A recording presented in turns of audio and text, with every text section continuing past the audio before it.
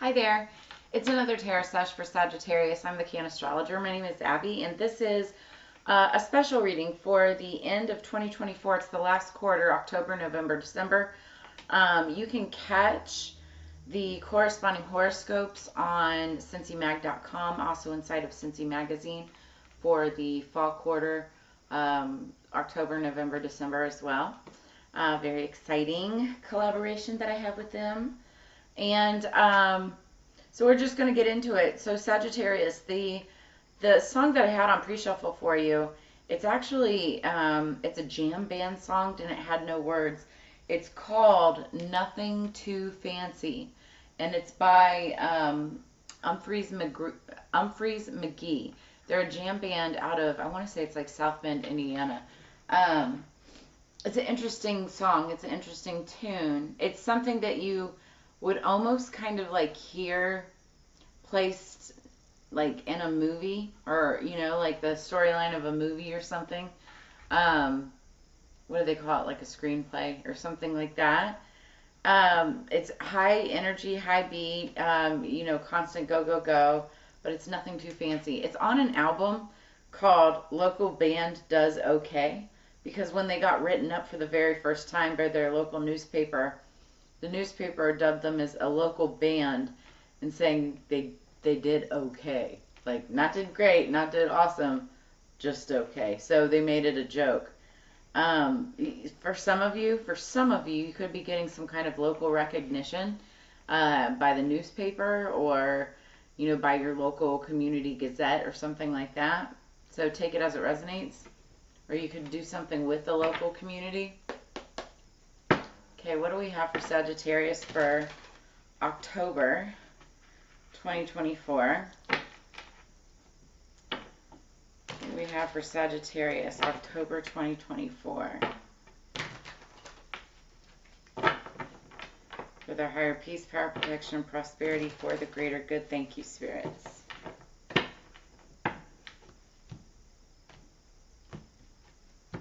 Honestly, you know what the song reminds me of? I know it's not in the movie.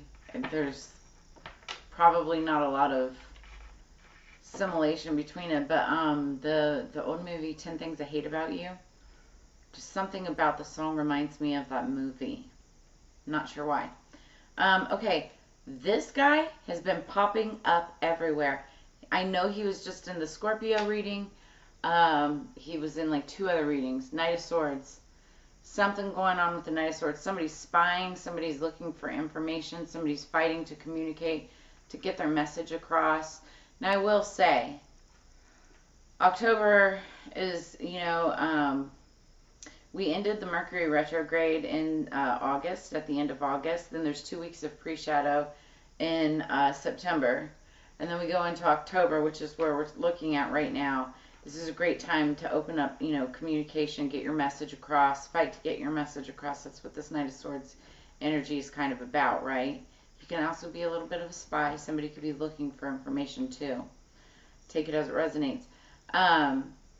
Because then in November, we're going to go into another Mercury retrograde at the end of the month. I haven't really been mentioning that. I haven't been seeing it affect a ton of things, because it'll basically be taking over the very end of November into December. Just remember, it's going to be there. Anyway, Knight of Swords, you could be dealing with Libra, Gemini, Aquarius, or have that somewhere strong in your chart. And then we have the King of Wands. That's you, Sagittarius. This is, even if you're female, this is your masculine energy. This is somebody who likes to be in the limelight, in the spotlight. If you're single, you're attractive. You have a lot of, suitors around you, potential suitors. Everybody, kind of wants to be around you. If you're married, you're a passionate lover, still flirtatious. Now, on the business side of things, you could be very good at business, because that's what wands are all about. Your passions, what you're passionate about: work, career, finance, business. You could be very busy with work during the month of October. A lot going on. In the realms of communication, you could work media. You could work with any kind of form of communication: emails, newsletters, website work, anything regarding speaking or communication of any kind.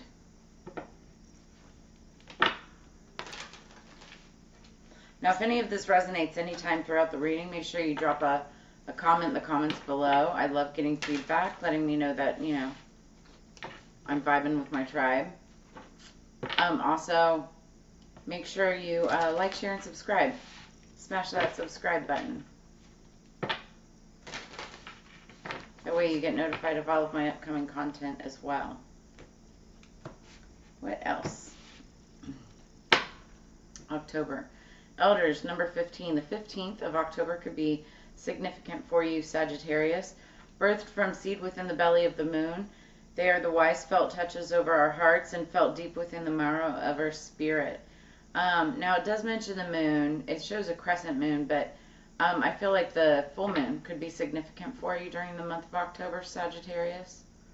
And also, elders, this talks about getting sage advice, wise advice from those not necessarily older than you, right? But it could just be somebody with sage advice that has that wise experience, right? This could be somebody younger than you that just has like an old soul. But it's just talking about, you know, getting advice from those wiser around you. And a lot of times it's an older elder person, right? Then we've got number 16, the elements. This card has been popping up as well. This is talking about, you know, when you're manifesting, when you're meditating, when you're doing any kind of spell work whatsoever, make sure that you're incorporating all the elements.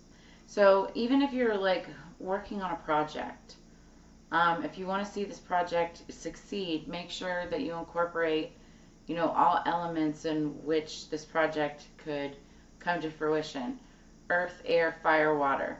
You know, how are you incorporating those elements? And even spirit, earth, air, fire, water, and spirit, right? How are you incorporating those elements into your work? How are you making it intentional? Because that's what's going to make it successful. For sure. And that's like some sage advice from an elder, from, you know, that's like elder advice that you would be given. So it's just like take that advice. Somebody needs to hear that, you know, work with the elements. Maybe you're creating an altar. You know, on your altar, it's always smart to use all the elements on your altar as well. There's kind of a specific way to set those on your altar as well. It's like a feng shui of altar design. You can Google it. What do we have for November for Sagittarius, please?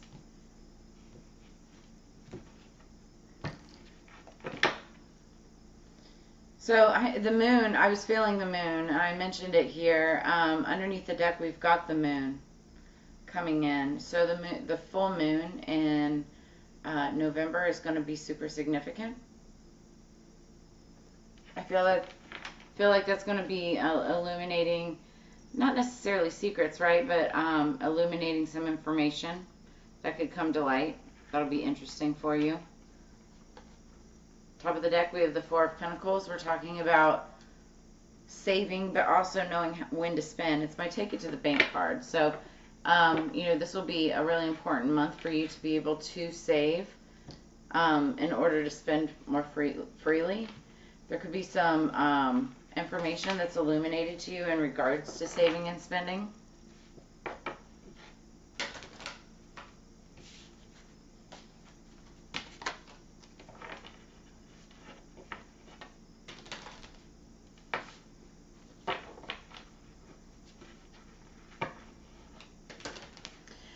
So this is really interesting for some of you, not all of you. There could be somebody trying to take money from you, steal from you in some kind of way. Hopefully this isn't the other way around and you're trying to take or steal from someone else. But I do see, and that could be what's like trying to be illuminated. Somebody's going to find out by November, or by the full moon in November, what the intent behind certain actions were, like, it's going to come to light that somebody was trying to take somebody, steal something from someone, whether this is you or another person. Underneath the deck, we have card number 13. This dude has also been popping up, and this talks about having a good balance.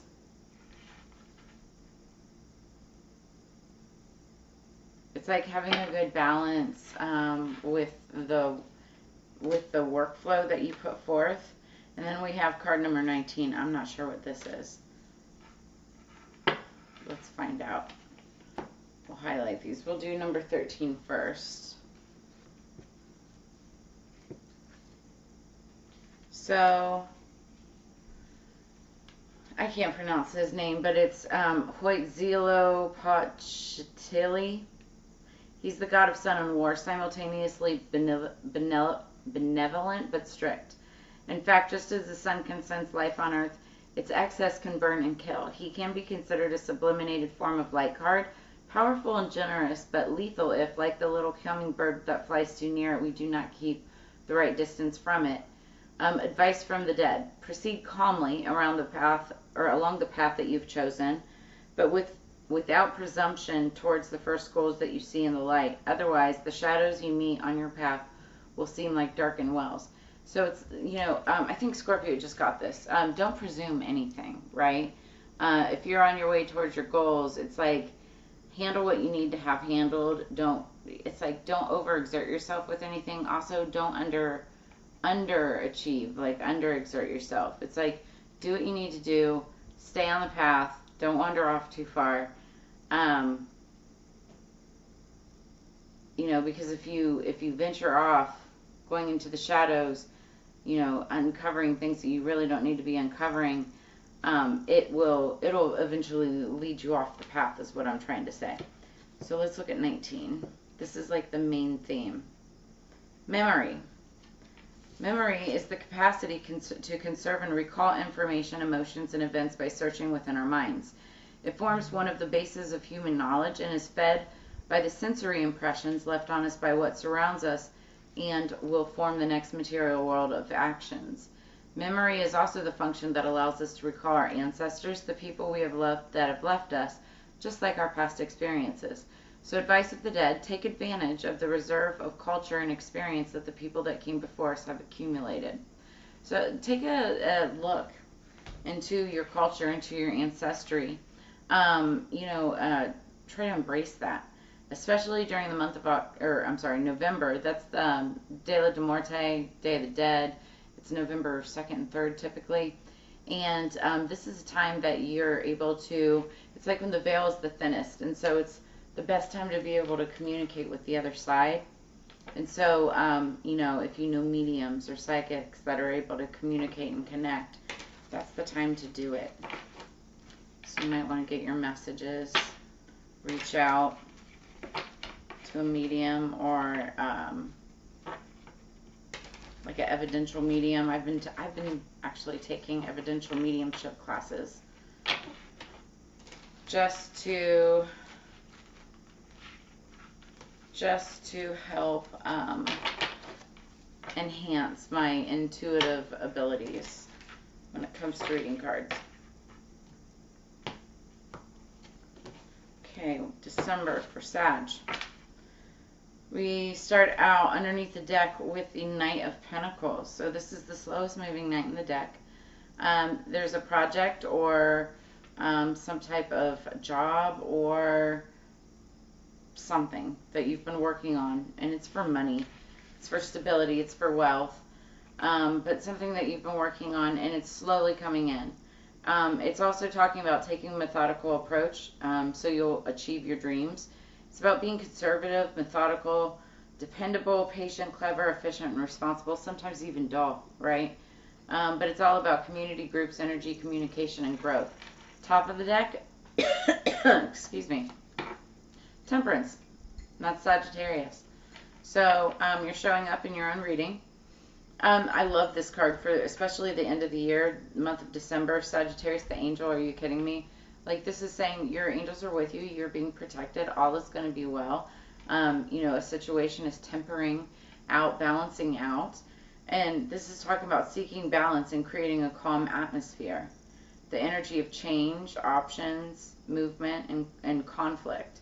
But this is getting out of it, right? Moderation, tranquility, serenity, combination of forces and realization.